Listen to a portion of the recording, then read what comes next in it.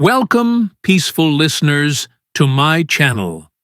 If you're here, chances are you, like me, are navigating the beautiful chaos of modern life.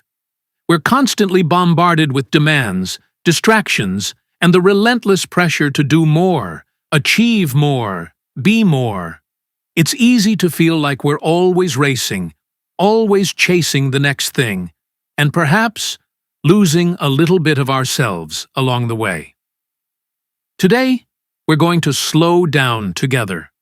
We're going to take a deliberate pause and dive into a book that has offered profound comfort and guidance to millions. Haemin Sunim's deeply compassionate and insightful work, The Things You Can See Only When You Slow Down. How to Be Calm in a Busy World. Haemin Sunim is a Zen Buddhist monk born in South Korea, who studied at Berkeley, Princeton, and Harvard. His unique background allows him to bridge Eastern spiritual traditions with the practical challenges of Western life. He understands our frantic pace because he's lived in both worlds. And from this unique perspective, he offers not grand pronouncements, but gentle, profound reminders. Imagine, for a moment, that you're standing by a fast-flowing river. The water rushes past, a blur of motion. It's almost impossible to discern the individual pebbles at the bottom, the delicate patterns on the surface, or the precise dance of the light.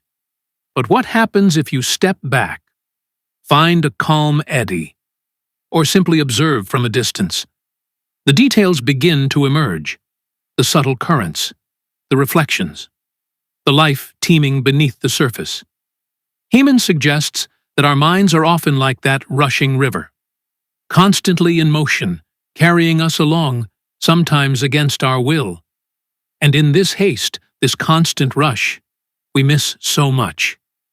We miss the beauty of the present moment. We miss the quiet wisdom of our own hearts.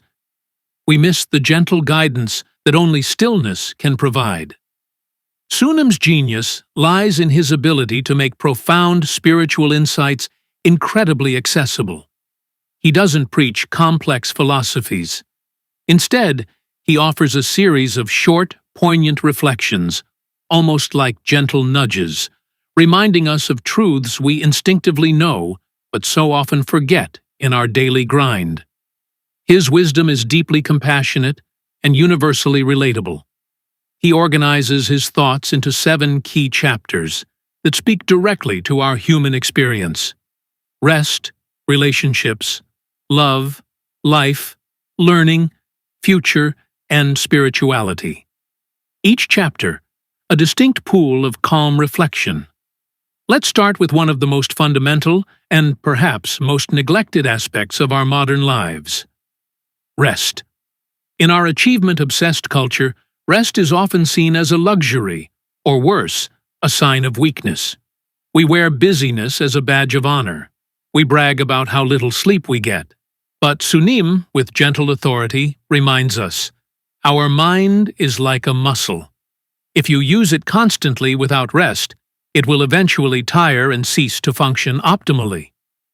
He poses a simple, yet revolutionary question. When you are tired, are you resting, or are you trying to do even more? He encourages us to acknowledge our fatigue, to truly stop, not just physically, but mentally, to allow our minds to settle, like dust in a quiet room. It's in this space of true rest that clarity begins to emerge. It's not about doing nothing, but about allowing our inner landscape to recalibrate, to recharge. Imagine trying to drive a car with a constantly redlining engine. Eventually, it will break down.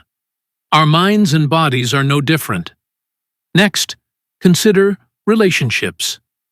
How often do we bring our rushed, distracted selves into our interactions with loved ones, friends, or colleagues? We listen with half an ear, already thinking about the next email, the next task on our to-do list. Sunim gently points out that true connection requires presence. It requires us to slow down enough to truly see the other person, to truly hear them, to truly be with them. He offers profound wisdom here. When you are upset, do not try to fix the situation immediately. First, fix your mind.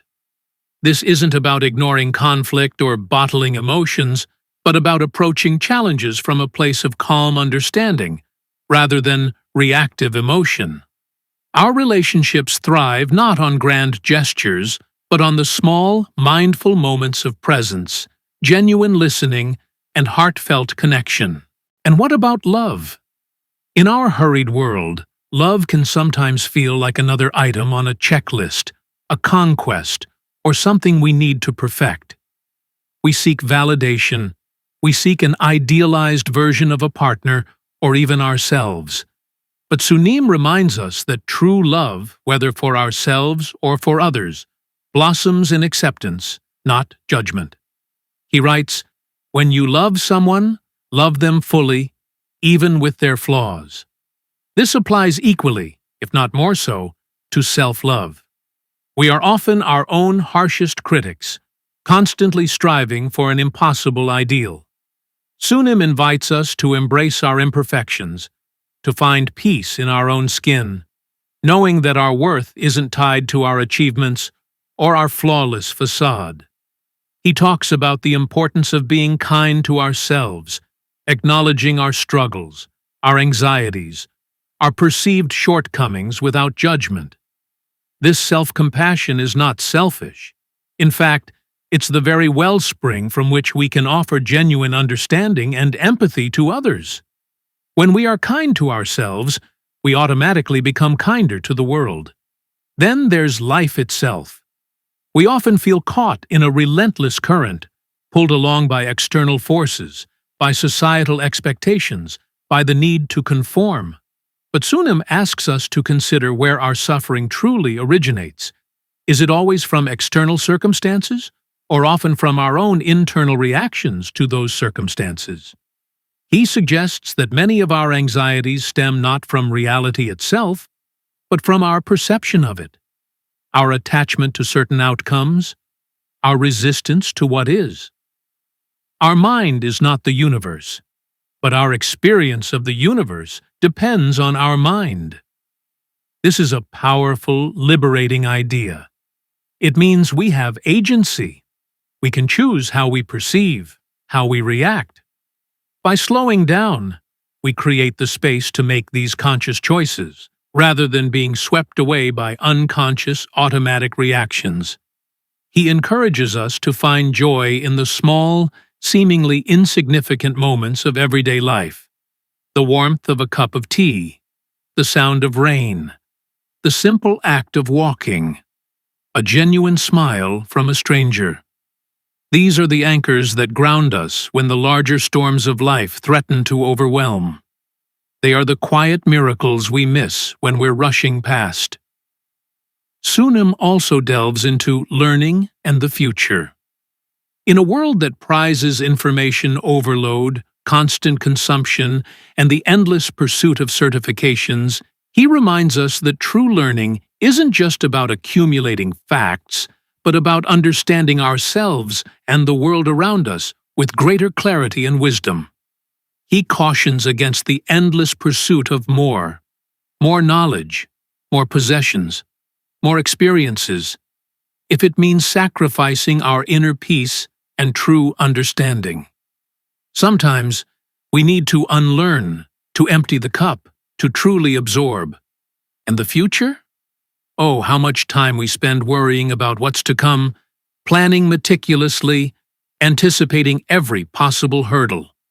Sunim gently reminds us that the future is built moment by moment, in the present. Our anxieties about what might happen often steal the joy and peace from what is happening right now. He advises us to trust that if we tend to the present with care and mindfulness, cultivating inner peace here and now, the future will unfold as it needs to. We do our best in the present and release our grip on what is yet to be. Finally, he touches upon spirituality. This isn't about dogma or specific religious beliefs, but about connecting with a deeper sense of self, with the interconnectedness of all things. It's about finding meaning beyond the superficial, recognizing the sacred in the ordinary. For Sunim, mindfulness itself is a spiritual practice, a way of being fully present, fully alive, and truly connected to the pulse of life. He invites us to look inward, to find that wellspring of calm and wisdom that resides within each of us, regardless of our path or background. It's about recognizing the divine within the everyday. So, how do we bring this wisdom into our daily lives? It's not about big changes, but subtle shifts, one mindful breath at a time. Haemin Sunim offers these key practices. Take mindful pauses. Just 30 seconds of quiet, noticing your breath and surroundings, can make a huge difference. Be fully present. When you're with others, put distractions away and truly listen. Embrace imperfection. Forgive yourself and others. Growth comes from accepting things as they are. Find joy in the small things. Savor your coffee. Feel the sun. Appreciate quiet moments. These ground you. Question urgency. Not everything's an emergency. Give yourself permission to slow down and respond thoughtfully. If you found this summary helpful and resonated with the wisdom of Haemin Sunim, please give this video a thumbs up and subscribe to my channel for more insights into transformative books that can help us live more mindful and fulfilling lives. And share your thoughts in the comments below.